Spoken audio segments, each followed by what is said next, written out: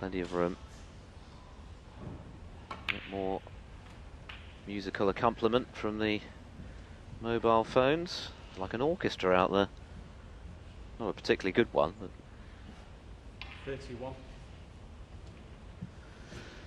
A night at the proms, eh?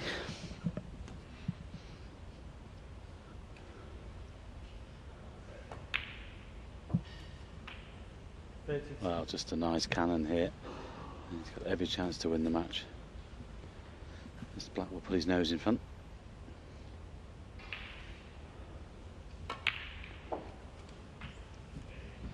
He's got a slightly awkward one on the side cushion, but if he gets right in behind that, he can go back for the blue and just drop it in for the yellow. They're all there. This is just down to Matthew now. Doesn't normally have a problem winning frames and matches from here.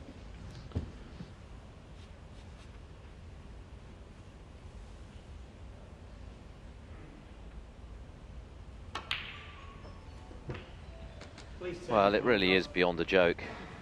Brendan Moore looks pretty exasperated. And no wonder Matthew Stevens is just taking a step back. Well, I'm not being funny, just taking another step further, Phil, but they should be having stewards here and picking these people out and just say, I'm sorry, you know, you just leave to the next frame and make sure it's switched off. Don't come back in until it is switched off. The message clearly isn't getting through. It's not a problem that's restricted to China by any means. It happens in the UK. Master of Ceremonies at the World Championship, Rob Walker, beseeches the crowd before every session at the Crucible. Turn their phones off on pain of death, and it still doesn't work.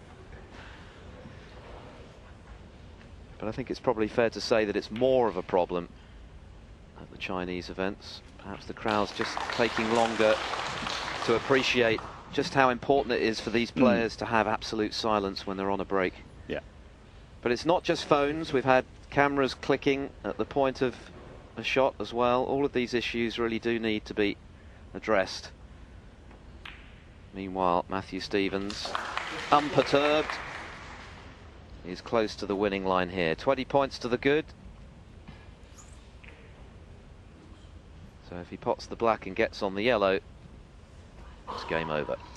Yes, he can't get close to the yellow. He's just going to have to drop this in and leave the yellow from distance. Just leave the white just a few inches off that side cushion, really.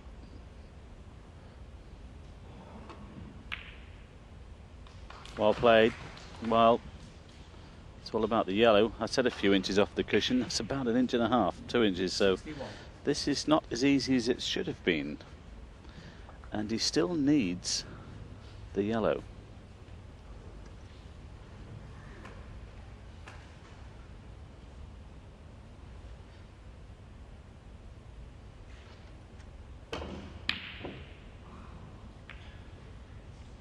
Well, it was a tough pot. So this match not quite over yet. Morris can tie with the colours. I was just thinking out loud there, actually. Phil, I know you looked at me when he played that black. Well, I just wonder if Matthew sort of slightly miscalculated there, thinking he'd done enough. Well, I would have thought he'd have tried to get much closer to the yellow. Yeah.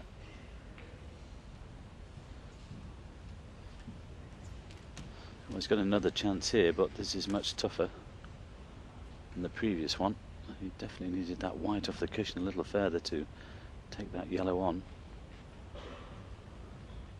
Just the one ball required then for Stevens to leave Morris requiring snookers. Joe Perry, meanwhile, looking to claw another frame back against John Higgins. Has a useful lead in frame 7, 36 points. Yes, he's battling away over there. That match continuing over on Eurosport 1.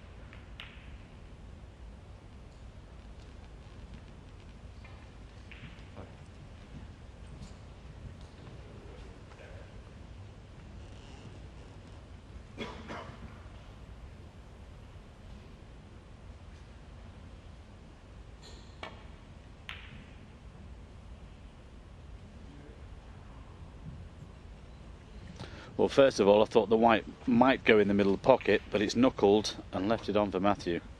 And this is the easiest shot he's had so far on this yellow to clinch frame and match. Yes, had the white dropped, Morris would have needed a snooker. He'll need one if Stevens pots the yellow. Whatever happens here, Phil, you know, David's had a great week, hasn't he? And it's great experience for him. You know, he's guaranteed £11,500. Which will be, by far and away, the most handsome payday he's enjoyed as a pro. Overcuts the yellow to Stevens. Has he covered it? I don't think he has. So half a chance here for Morris to keep this match alive for a little bit longer at least. Needs the 6 colours to force a respot. But yes, win, lose or draw, it's been a great week for David Morris. He'll take a lot out of his run here to the quarterfinals. It'll give him the belief that perhaps he might have been lacking before. Worked hard to get back on the tour through the Q School.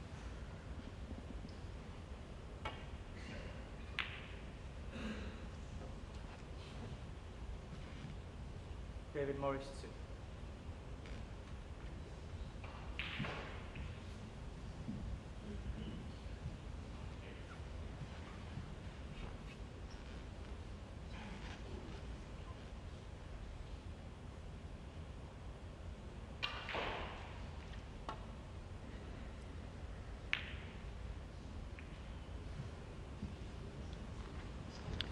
Well, that's not particularly a great shot.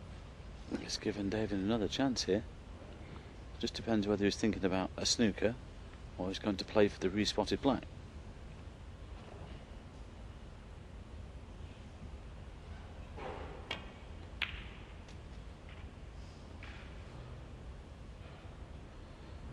Oh, that needs to keep going. He's just finished a little bit in between. Unbelievable. Rueful smile from Morris there. Another couple of inches and he would have had a straightforward pot on the brown.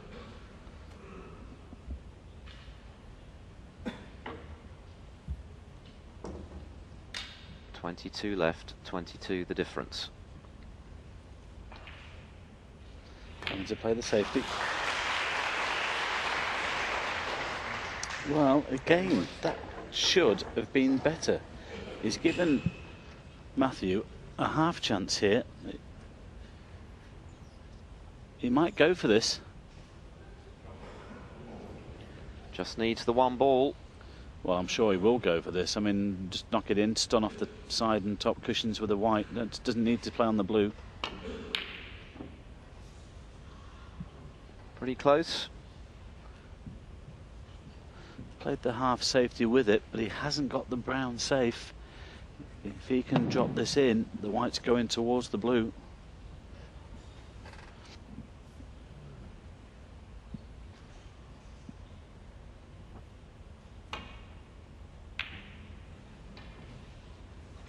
Too thin. Now then, where are they going to finish? Well, that might be his last shot.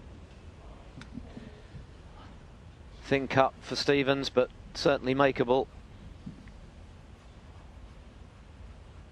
Not easy, but it's the ball he needs for another ranking semi-final.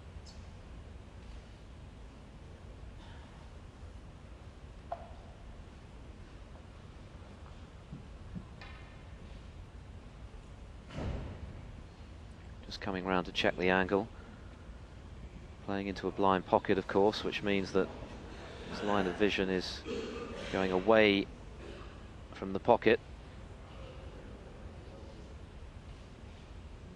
This for the match then.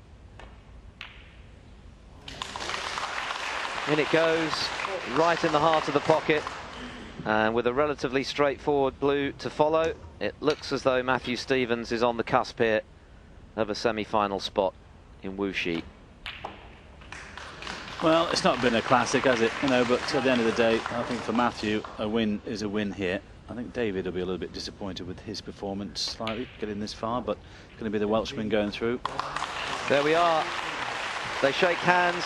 A deserved victory for Matthew Stevens, who really turned it on after the mid-session interval and ended up winning 4 straight frames to complete a 5-2 victory. He is through to the semi-finals, where he'll play either John Higgins or Joe Perry.